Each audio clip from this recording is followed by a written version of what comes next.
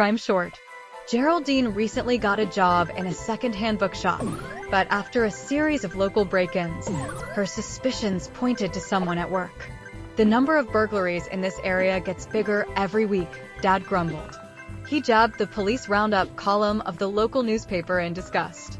People will soon be afraid to go out at all. I don't know what the world's coming to. Mum leaned across our scrubbed wooden table to refill Dad's cup of tea. People used to be able to leave their doors unlocked. Nobody ever stole anything. There was nothing to steal. Do you want any more tea, Jerry? She angled the teapot over my empty cup. I checked the clock above the dresser. A quarter of an hour till I needed to leave. Just a half cup, please. I don't want to miss the bus. I was 4 days into my first week in my first job. Listen to this. Dad cleared his throat before reading out a paragraph from the Keysborough Gazette. Jewelry worth more than £300 was stolen from the home of Miss Romola Kendrick in Hollies Road, North Keysborough, last weekend. Police found that a window had been forced open and believe that the theft took place between Friday night and Saturday afternoon. The jewelry, including a sapphire brooch, earrings, and a gold pearl ring, was taken from the main bedroom. Romola Kendrick. It was a name straight out of school and adventure stories involving plucky heroines. I'd loved books like that as a child, and still sneaked a read of them even though I'd now turned 15 and had finally finished school.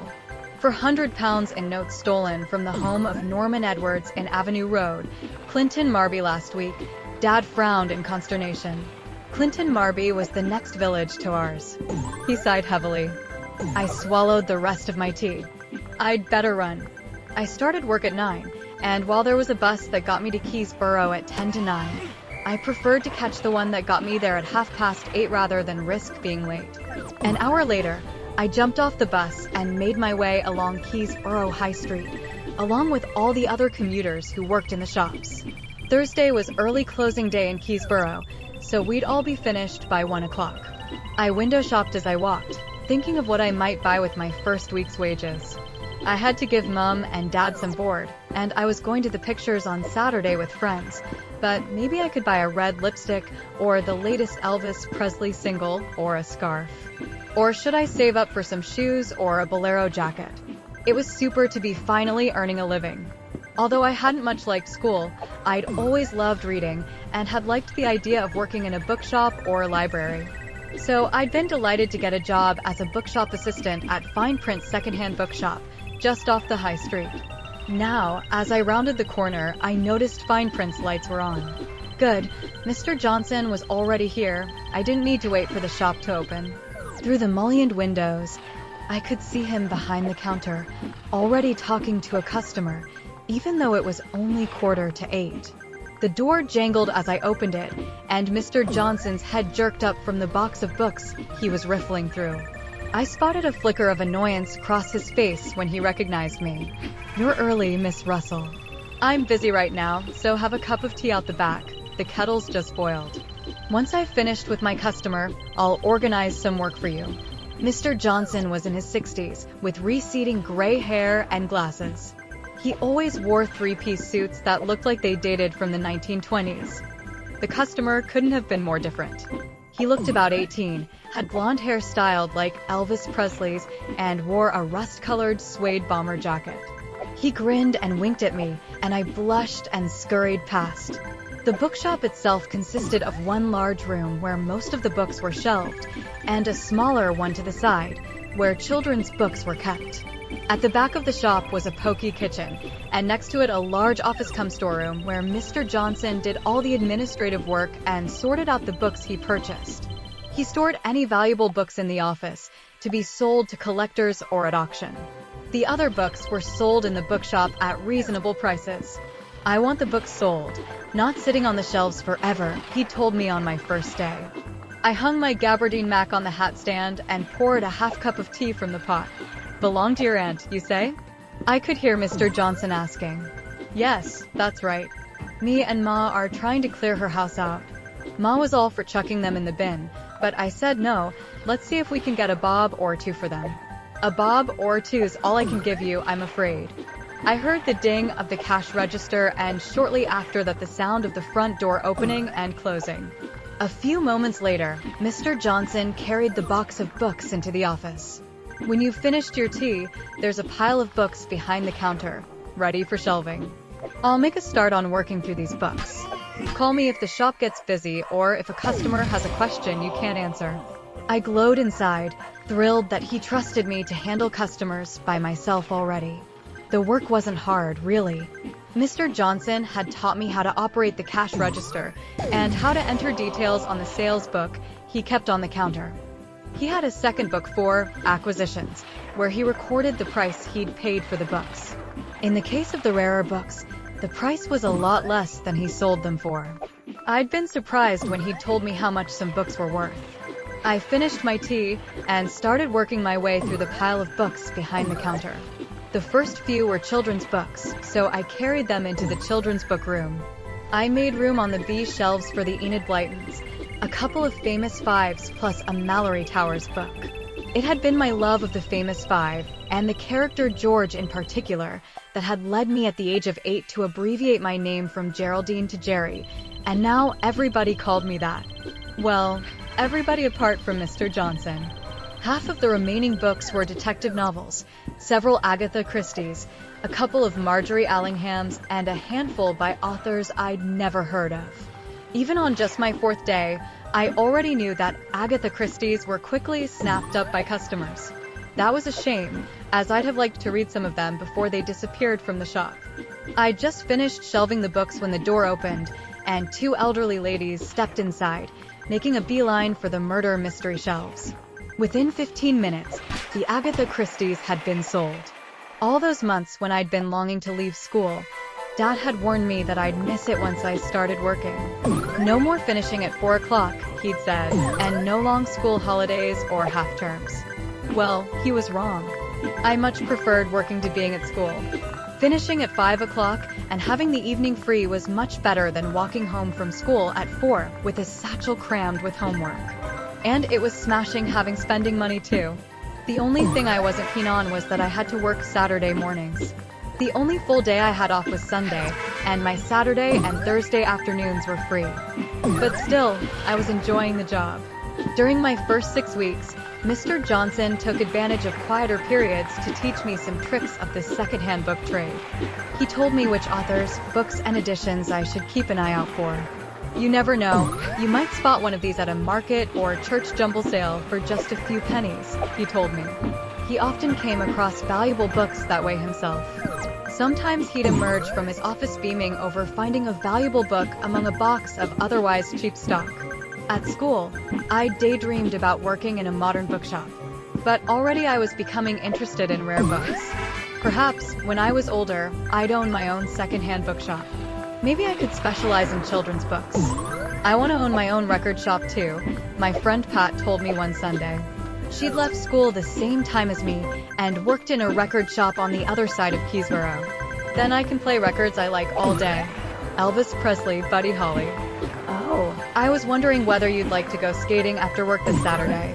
I nodded enthusiastically.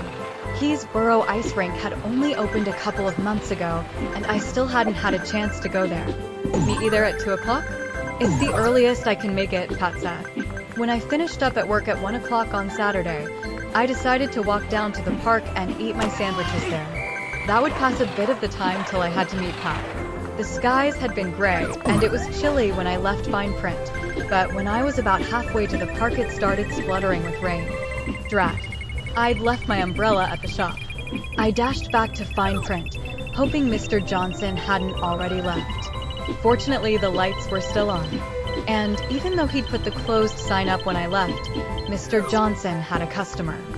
So sorry, I said, as I entered. I left my brolly in the kitchen. Mr. Johnson frowned and turned his attention to his customer, a lad of about 18, with dark hair and a black motorcycle jacket. And these belong to your gran, you say? Yes, she's moving in with us, and we don't have room for all her books.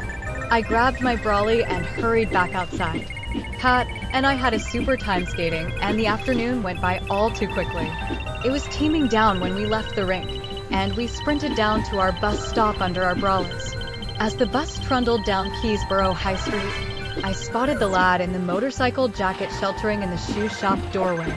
He was smoking and chatting to another lad, one with blonde hair and wearing a rust-colored bomber jacket. The one who'd sold books to Mr. Johnson during my first week. I frowned. How strange that they knew each other.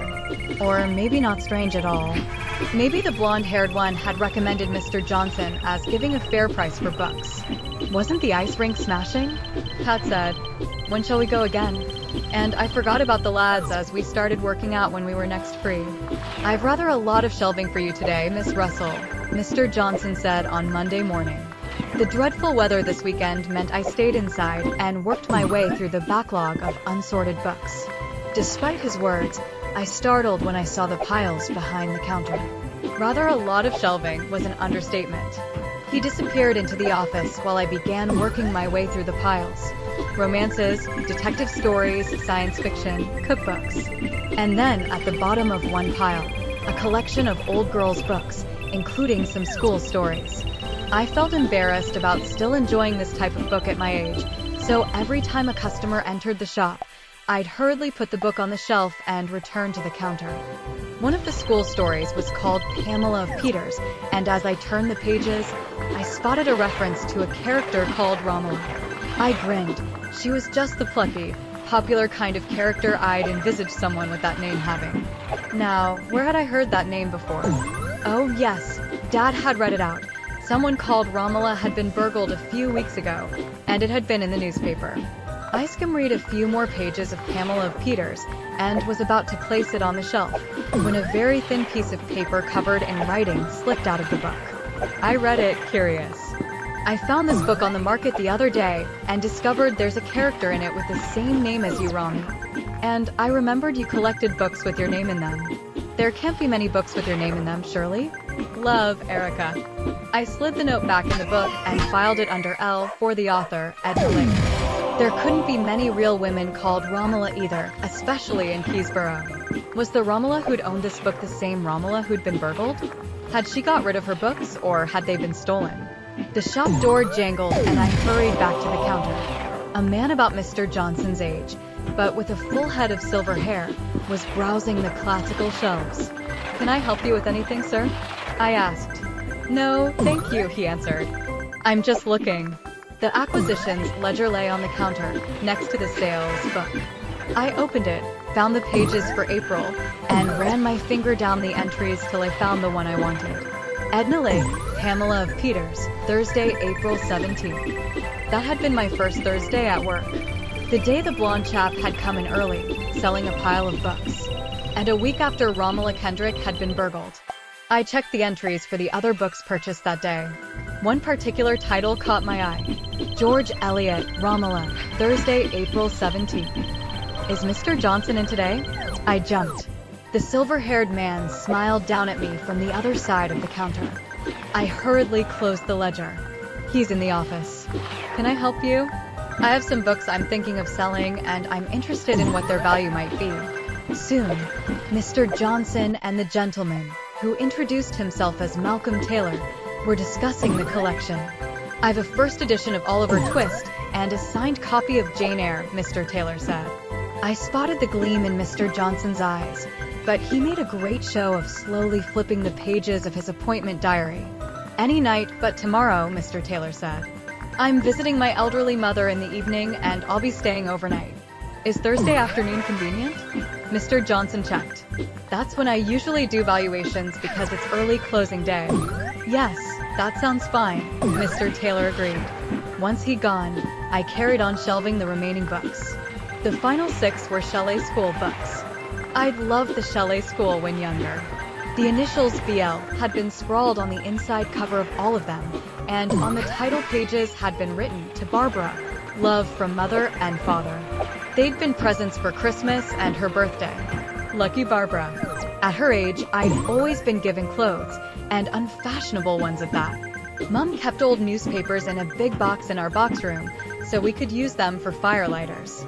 That night, I sorted through them, searching for the April 17th issue of the Keysborough Gazette.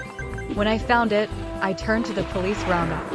And there she was, Miss Romola Kendrick, Hollies Road, North Keysborough. I chewed my lip as I wondered whether I should visit Romola Kendrick, ask whether she got rid of her books or if they'd been stolen along with her jewelry. The police roundup probably didn't list everything that was stolen. It would take up too much space. Anyway, I wouldn't be able to call on her until my half day on Thursday.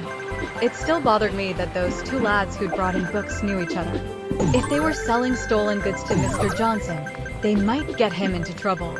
I was about to go downstairs when it occurred to me that if those two lads were robbers, they might have sold other stolen books to fine print. I grabbed a pen and notebook and jotted down the names of people who'd been burgled over the past 2 months. Excitement surged through me when I spotted the name Barbara Leonard. Could she be the owner of the Chalet School books that had been brought in? I could hardly wait for next morning when I could check when those books had been purchased. Miss Russell, could you look after the shop for a couple of hours after lunch? Mr. Johnson asked me next day. There's a preview of an upcoming auction, and I don't want to miss it. Of course, I said. A week ago, I'd have been pleased just to be left in charge of the shop. Now I was ecstatic at the unexpected opportunity to do some sleuthing. As soon as he'd gone off to the preview, I checked the acquisitions book. The Chalet School books had brought in a week after the burglary at Barbara Leonard's, just as had happened with Romola Kendrick's books. Had the books the dark-haired boy brought in on Saturday afternoon come from another burglary the previous week? Those books were still in the office. Mr. Johnson hadn't finished sorting through them yet. My heart thumped and my mouth went dry as I turned the sign on the shop door to closed. Reassuring myself that it was in Mr. Johnson's best interests to know if he was being duped by thieves, I twisted the handle of the office door. It was locked. He kept the key in a drawer under the sink. I grabbed it and unlocked the door. Books covered every inch of shelf space in the office. I began opening books at random, looking for something, anything, that indicated a match with any of the names in my notebook. And then I found it. A pile of military memoirs, all inscribed inside P. Maddox. A man called Percy Maddox had been burgled recently, according to last week's Keysborough Gazette. I put the books back down, wondering what to do next. Mr. Johnson wasn't due back till just before 5, and it was only 2:30. Should I call the police or wait till I told Mr. Johnson first? Perhaps I should close the shop, head down to wherever the auction preview was and tell him. Then he could inform the police. It was his shop after all. Mr. Johnson's appointments diary lay on his desk, next to yet another pile of books. I flipped through the pages, searching for today's date. Tuesday, June 3rd. 2.30. Auction preview, New Hampton Town Hall.